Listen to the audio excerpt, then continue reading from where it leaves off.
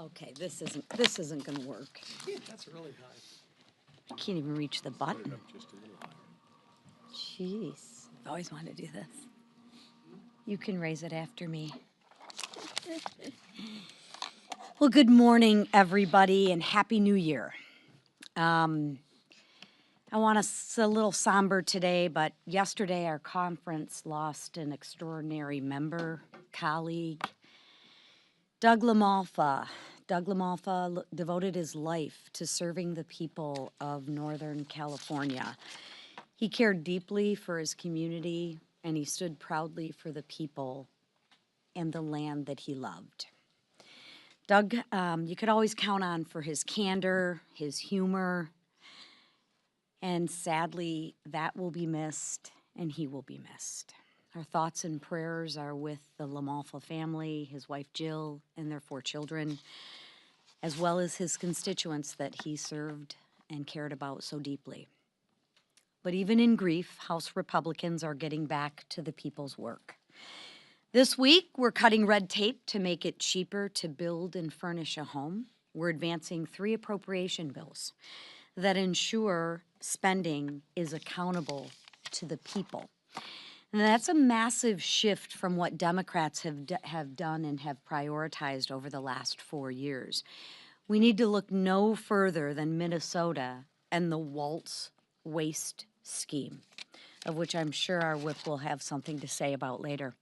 I want to be very, very clear about what this Waltz waste scheme was.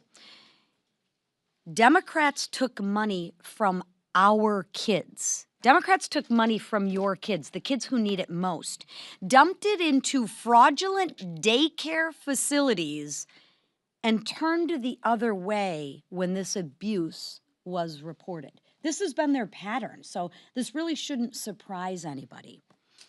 But what's happening there is absolutely disgusting. Tim Walz can announce that he won't run again for governor, but he will still be held accountable by House Republicans, and that's exactly what we're doing this week in the House Oversight Committee. Republicans' efforts this week build on what we delivered in 2025, the largest middle-class tax cut in history. Yes, ladies and gentlemen, the Democrats voted to raise everybody's taxes, but we didn't let that happen as Republicans. We eliminated taxes on tips, on overtime, and tax cuts for seniors. We expanded the child tax care credit and delivered real relief for working class families. Now, we're going to further continue relief by lowering costs on housing, energy, and health care. Democrats can either get on board or explain why they're still defunding the policies that caused this crisis. And they're defending these policies that caused this crisis. Lastly, I want to end with recognizing President Trump and the actions that he took this weekend to protect American lives. For years, Maduro's regime turned Venezuela into a pipeline for deadly drugs, fueling one of the leading causes of death in our country. I think we all know somebody who has died from a drug overdose. President Trump stepped in and decisively took action. He didn't shy away from putting America first. He didn't shy away from taking action, and that's the bold leadership. That's exactly what we're bringing back to this country, and that's exactly the bold leadership that this country needs. And it's the same bold leadership that we're bringing to the House this year. With that, I'm proud to turn the floor over to one of my colleagues and friends, Carlos Gimenez, who is acutely aware of the situation of what's going on. So with that, Carlos. I want to thank our conference chair. Thank you, Lisa, for this opportunity. And again, our hearts are with Doug LaMalfa and his family. It was a great loss. Doug was a super guy. Turning to the topic of Venezuela, you know, the number one job of any government is to protect its citizens. And for years, international drug cartels terrorist cartels have been killing hundreds of thousands of us in America, and we've turned a blind eye. And so we have failed. We failed miserably in the number one job of any government, which is to protect its citizens. Donald Trump has reversed that, and with the arrest of Nicolás Maduro on Saturday by FBI agents, assisted by the way, an incredibly capable military and an operation that was unbelievable and will be historic in how it was all carried out.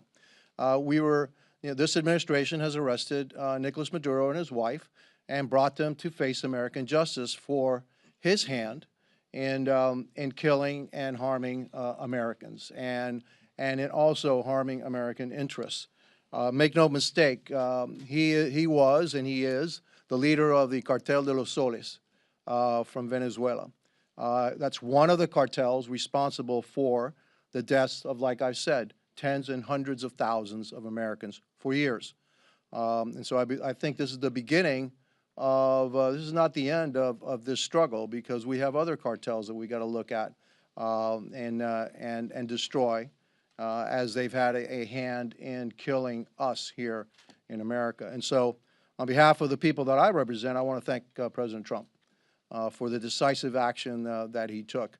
The people in Miami, the people of the area that I represent, are very happy that Nicolás Maduro is out of the way. And now, hopefully, it paves the way for a free and democratic Venezuela. A Venezuela that is not an adversary of the United States, but a Venezuela that is an ally of the United States, and a Venezuela that is no longer ruled by an illegitimate leader, because Nicolás Maduro is, in fact, an illegitimate leader. It was proven by Corina Machado and Mundo Gonzalez when they won their elections a year and a half ago by over 70%.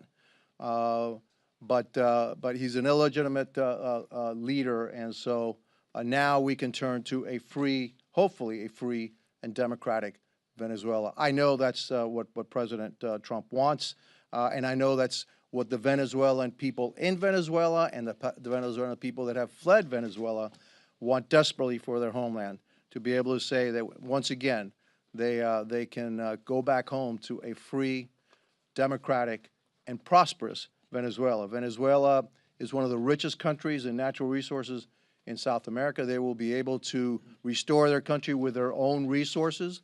They're not going to need much help from the United States. And there are people that are already waiting, including Corina Machado, to take the reins of power. It's going to take a while. This is not something that's going to be done overnight. This regime has been in power for about 25 years. We don't want chaos. We don't want bloodshed in Venezuela, and the Trump administration is working hard to make sure that that doesn't happen, but that at the end, there will be a free and democratic Venezuela. And again, I want to thank the President for taking his decisive action to protect American lives and American interests, but also to restore freedom and democracy to the people of Venezuela. Thank you.